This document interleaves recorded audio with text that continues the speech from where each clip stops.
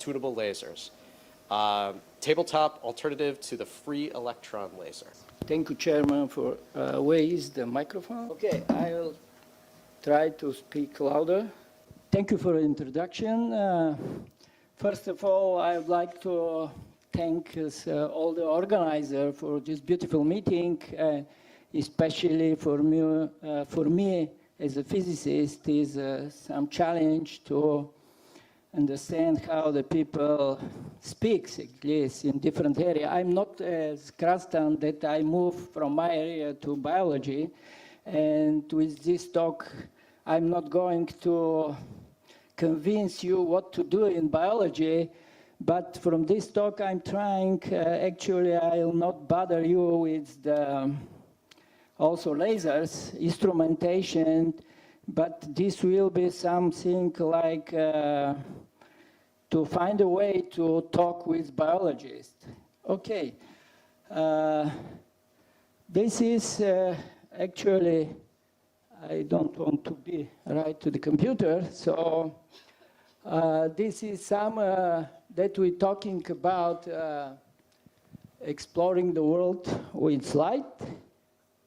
Okay, and this is beautiful Bulgaria nature. Bulgaria is famous that it 9th century is tied to the education, so I'm so grateful that so many people and students are here, and professors actually, distinguished one.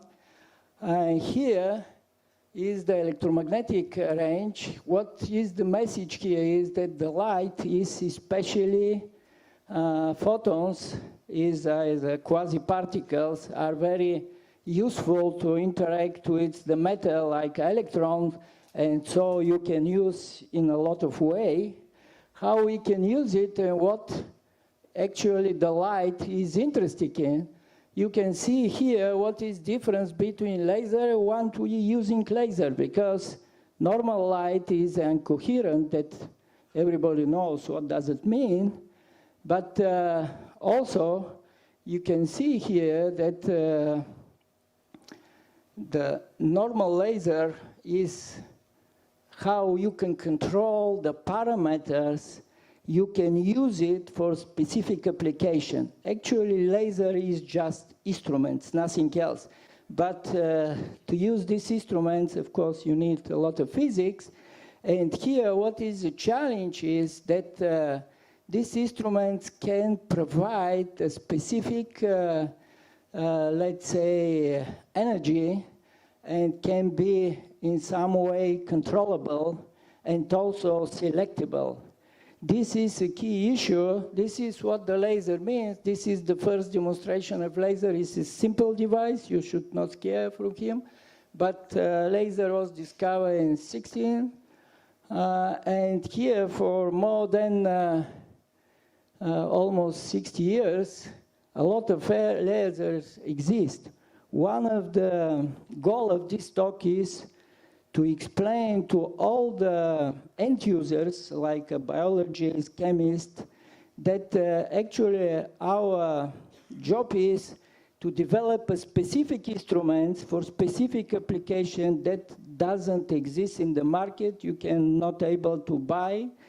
And here, what is new here, and is a little bit challenge, is all the lasers are well known, you can apply for some grants and can buy, but this kind of laser, short wavelengths and mid-infrared between 3 and 9 micron is still under development in such a way you are not able easy to buy it. So one of the motivation of the first project that I'm going to present is laser tunable between 2.5 and 5 microns. Why? Here you can see a lot of interesting molecules like CH band, like OH. You can see here the around this area you have a protein. In this area you have a lipids. Here you have a water. So using the tunable laser, you can address specific interaction with light with this specific and one of these actually is medical, biological application. Otherwise, there is a lot of that you can see, but this is out of the maybe interest from the auditorium.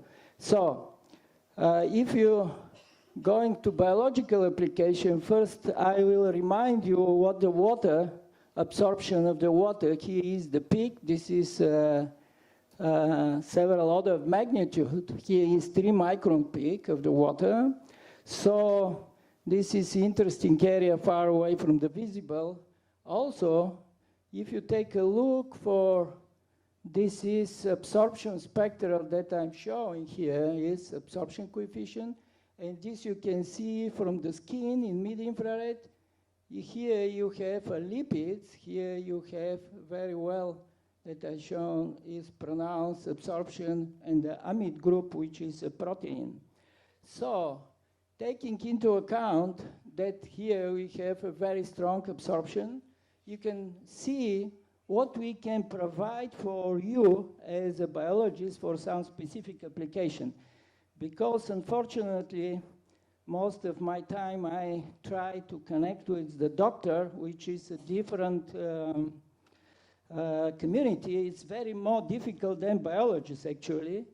But the doctor said we needed specific instruments that can optimize the interaction with the tissue.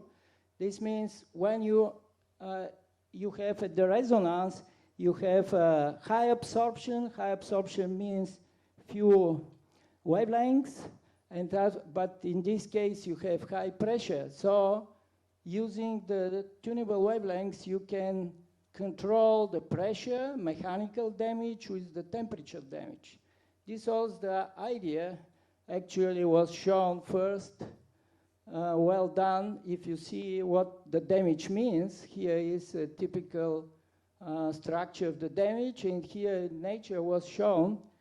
For me, it's a little bit speculation, but if somebody is interested, I can talk after the talk. We can discuss this. Here is shown that using a different kind of lasers, you can provide without, this is with collateral damage, this is without collateral damage. But this was a picture for the funding. So what is the existing technology nowadays? The existing technology is simple. You can see free electron laser is for store building. At the top of the building in Vanderbilt, they built a surgical room. Here is to store underground because it's very dangerous, this radiation. And this is a multi-billion-dollar facility. What we're doing as a physicist, we try first to check what the people in the specific community needed, and we check if this is actually is important, because free electron laser you are not able to put in your lab. In this case, all the experiments are planned. Sometimes it's very difficult and complicated, and really it's not widespread use. Okay. Because if I convince as a physicist, you'll not believe me, but here one of great doctor in the United States, he said that especially for neurosurgery, because a lot of disabilities come from spinal surgery, so you needed a very good device that can provide a collateral damage restricted to the single cell. This will be excellent. So in few slides, I will show you, I will not go in details because this is a physics, but I'll try to convince that we are qualified to build such a system that can replace a four-store building. So I'll go very fastly. This is like we compare what existing in the market, what existing in the labs, and what the problem we have to solve. And finally, we promise to make this idea to put it in some room. Of course, it's not a shoebox laser, but anyway, can be put it. Here is the general idea. This is only for people from physics. Here, I try to convince you that we have to solve a lot of physical problems, because otherwise the people should build up to now the same device. So physics is good, what I can say is like a happy marriage between the nature and math. So we have to solve a lot of physical problem here, and to make a very robust, this is only the oscillator. We were qualified to develop experiments, start from the concepts, going to the engineering, which is some borrowing part of the physics, but otherwise no real physics. So, and to make a prototype, we did this, and finally we proved that the idea works. This is scientific results that show that we can reach a record for these wavelengths is a lot of millijoules, kilohertz, and can emulate the free electron laser output at the same spectral range that I show. Here is the tunability. So this is here, if somebody is interested in physical details, he can find in this paper are published most of this work. I'm focused a little bit about tissue, which is more close to your point of view. Here we tried a different kind of, to prove that this device can work. And here how we did the experiment. Here is shown that is 100 microns, assuming that the single cell is about 10 microns, we show that collateral damage is almost one cell. So we ablate a different kind of tissue, which is cartilage, bones. This is a mouse liver. Doctor did a lot of work, and here we're using like a summarizing, we show how we check it a different way with staining, that really the collateral damage is close to the very small area, about 10 microns.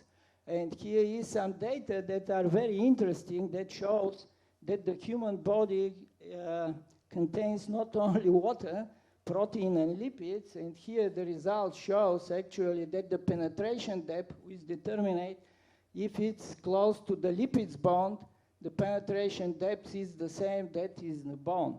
This was our, and now why I explain this to you, because there is a lot of initial results which were done at the free electron lasers in Japan, but somebody should address in the future. If some of you are interested, please contact us to make such kind of evaluation. For example, this is, unfortunately, Eric Mazur is not here, but actually the method that he's using is femtosecond, means a lot of energy, a lot of power, you punch and you introduce a lot of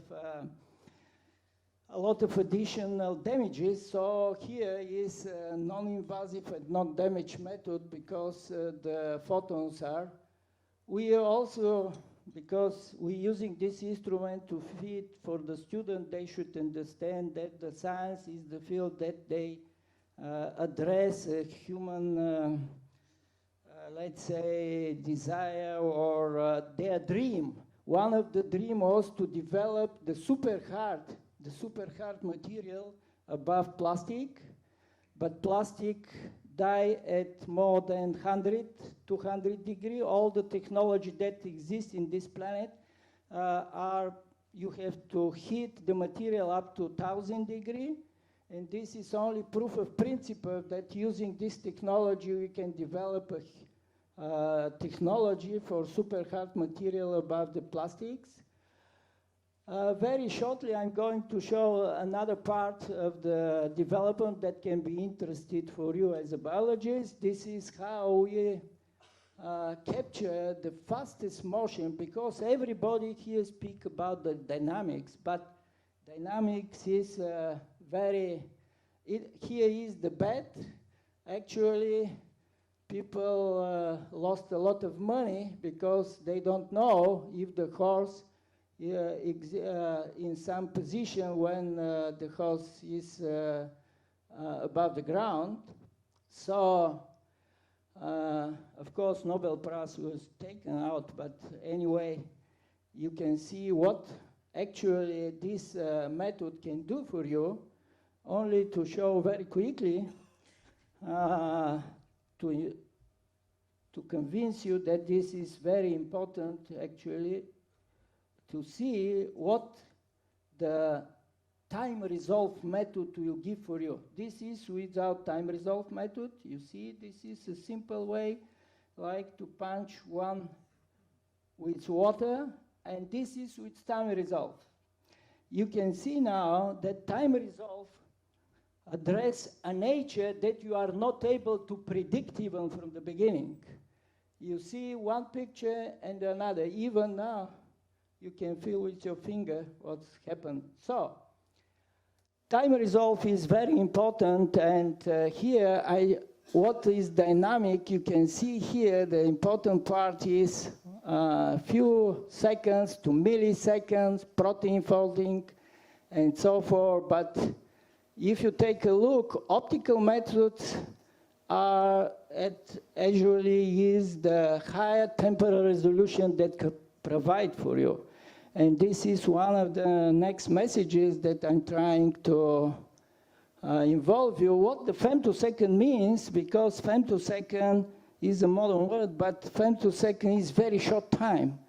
This means for 1 femtosecond or for 1 second, the light travels several times around the world, around the planet, but here for 20 femtoseconds, only the light can cross your, for example, human hair. So the femtosecond and, or the idea here is how to study the molecules using this. The idea is simple. Here is the energetic structure of your. And what we did here from the beginning is using the broadband femtosecond continuum pulses, so we can study the dynamics of the energies of your system. So you can measure the population, you can measure the lifetime, starting from femtosecond going to the second on infinity. So this is actually the challenge of this kind of spectroscopy. And very quickly, the name is transient absorption, is well known, but you receive the data as a movie, is not this beautiful movie, but anyway, here is the wavelengths. You receive the absorption spectrum, and this is the time scale. You have the movie, you can see how your system dynamic of your system during the time. So here is the picture, and I would like to address how useful is this, and what is open and what is difficulties in this area. This is actually is the one of the, because everybody talking about the damage. Here, very important is when you have the UV light absorbed by the DNA, the main question is if the excitation is kept at the same area. Because DNA is very well done, and DNA relaxes very rapidly, about a few hundred of picosecond, or up to even sometimes, depends from the specific way, up to several hundred femtoseconds. So here we study with this technology, we prove that what is very interesting results, of course, is 10 years ago, but this shows that the excitation going to the neighbors. So this method gives you options to describe a very, what is new now, because this is an old instrument, this is to address the structure. Do I have 3 minutes left, or it's over? Because I started. This is, in this case, I'll, for 2 minutes, I'll pass very quickly, because this is actually the circular dichroism means how we can address structure and dynamics, to study structure dynamically, how it's changed. It's very difficult, actually. It's a new instrument, doesn't exist. But this is, we prove that we can do it. This is a proof. And what is new for this is, because people, if you're going to the market, you can buy the instrument that study in this area, but you have to purchase another instrument to go in this area.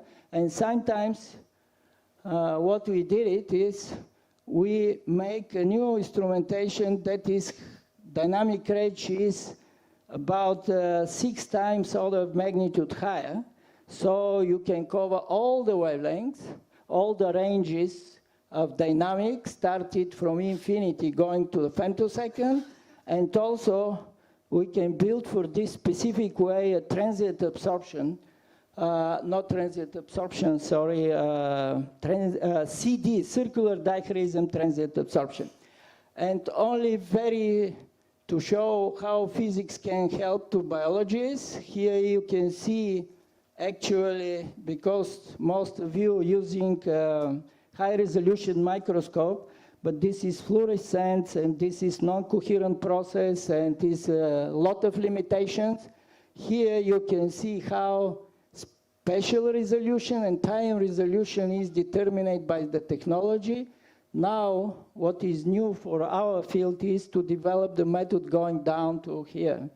So I'd like to acknowledge President Reagan, actually, because due to this president, we are happy to challenge this work to develop a tabletop analog for free electron laser in mid-infrared, because most of them are in it. And thank you for attention, and I hope you enjoy your stay in Bulgaria. If you have any questions. Questions?